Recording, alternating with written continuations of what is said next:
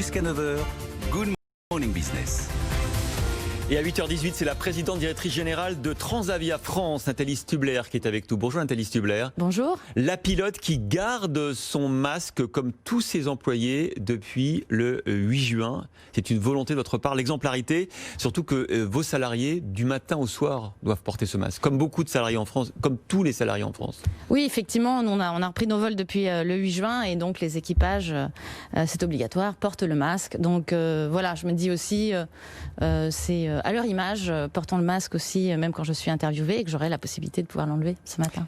Alors quand vous êtes au COMEX d'Air France, vous êtes sans doute celle qui est autour de la table, qui a les meilleures nouvelles à apporter. Alors dans un ciel très assombri, mais vous avez quand même fait 50% de votre trafic en juillet-août. Vous vous rendez compte, on parle de 50%, c'est pas si mal.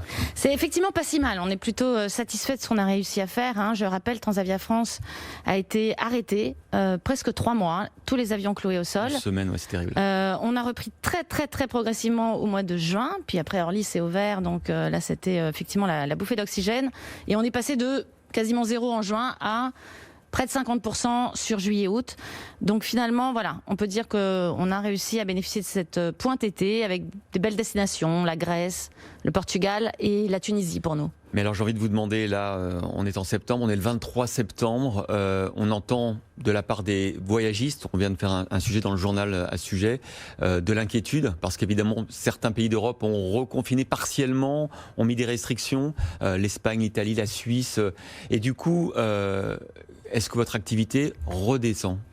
Alors effectivement, depuis la rentrée, hein, et les chiffres de la pandémie effectivement qui augmentent, eh bien c'est beaucoup moins dynamique. Donc là on rentre à nouveau dans une grande zone d'incertitude, on s'adapte, c'est le cas de tous, hein, mais effectivement ça nous demande beaucoup d'agilité. Donc les chiffres de septembre, on sera plutôt à 40% d'offres sur septembre, et puis pour la suite c'est extrêmement difficile de savoir ce qui va se passer. Nos clients, et c'est normal, réservent à la dernière minute, hein, vous l'avez dit, en fonction de l'évolution des contraintes ou des frontières, et donc ça nous demande une énorme dose d'agilité pour s'adapter à cette incertitude de très court terme, ce qu'on ne connaissait pas.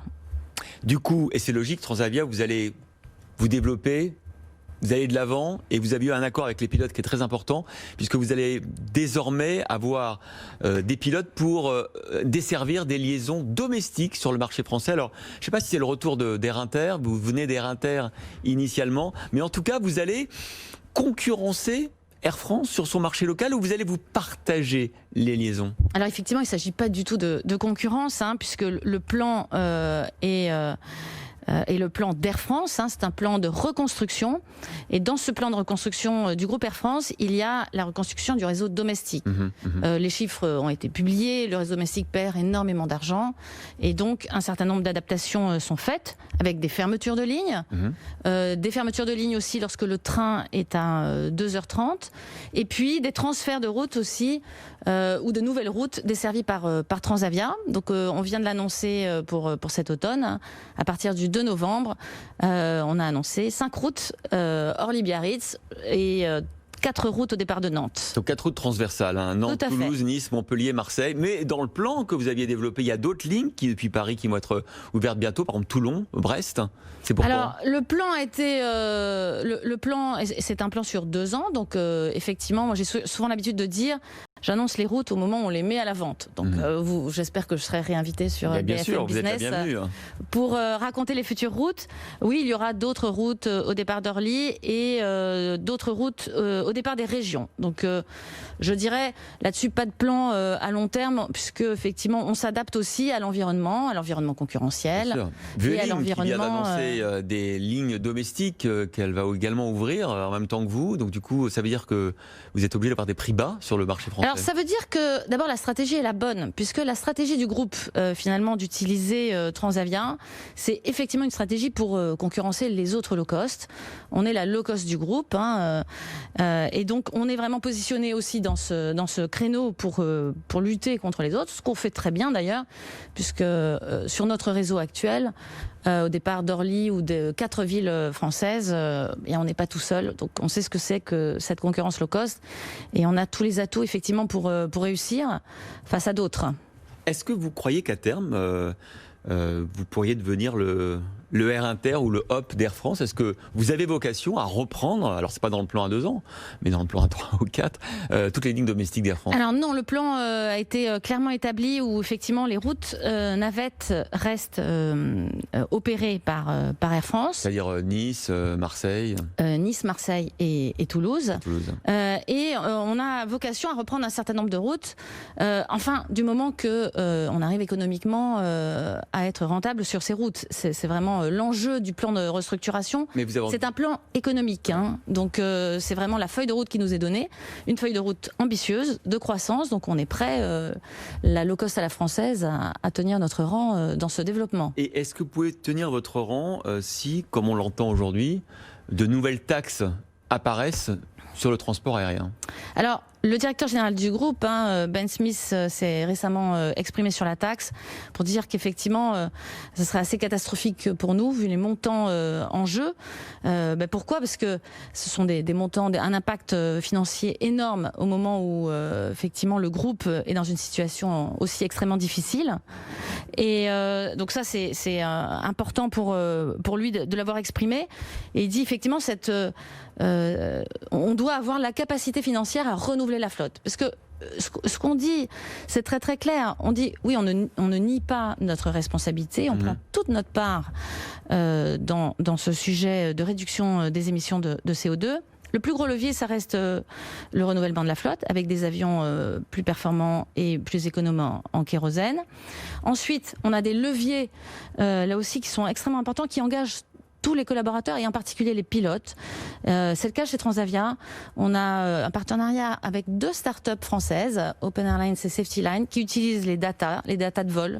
Donc c'est vraiment des capacités sur les big data. Pour faire quoi, du coup ? Pour aider les pilotes à faire de l'éco-pilotage. Donc on monitor, ça c'est grâce à Open Airlines. En permanence, en live, les pilotes ont des retours issus de l'open data, de l'IA. Alors, en préparation du vol, bien sûr, en live, mais aussi a posteriori.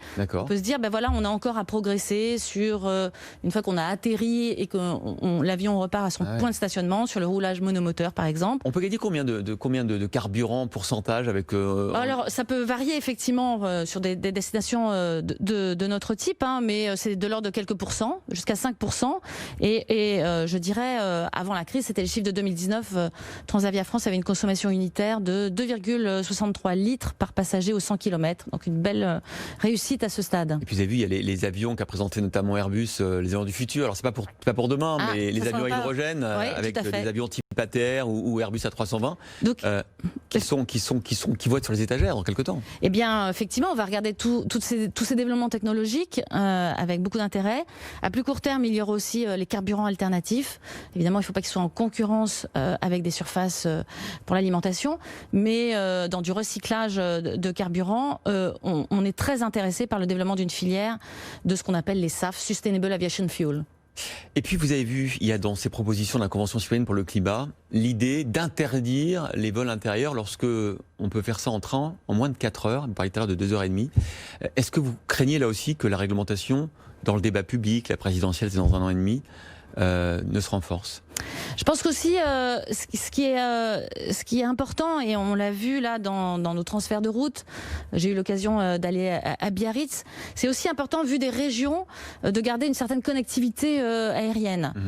Donc effectivement, l'engagement en tout cas d'Air France a été d'arrêter les 3 routes Orly-Bordeaux, Orly-Nantes et Orly-Lyon. Mais c'est aussi important de regarder ce qui se passe sur des régions. Moi, j'ai été très sensible à l'accueil effectivement à Biarritz pour pouvoir connecter la région effectivement à Paris ou à d'autres villes. Et donc, c'est aussi important de le faire, je dirais, en partenariat avec les collectivités territoriales. On voit que vous avancez sur ce terrain prudemment, à pas de loup, parce que le débat public est un peu enflammé. J'ai une question, pardon, je devrais peut-être connaître la réponse déjà, mais est-ce que quand vous abandonnez du Orly-Lyon, des concurrents peuvent se mettre sur la ligne ou c'est interdit? Non, il n'y a pas de concurrents qui se positionneront sur Orly-Lyon, qui a été abandonné par le C'est trop politiquement incorrect d'aller sur Orly-Lyon. Air France. Et puis c'est une destination aussi qui est difficile à rentabiliser. Merci beaucoup Nathalie Subler, présidente directrice générale de Transavia France. Et pour ceux qui nous regardent sur RMC Story, Canal 23, je rappelle que vous avez gardé votre masque parce que vous voulez être exemplaire à l'égard de vos salariés, de vos pilotes, de vos personnels navigants, commerciaux et techniques qui, eux, tous les jours, pendant toute la durée de la journée, doivent porter un masque. Merci beaucoup Nathalie Subler d'avoir été avec nous.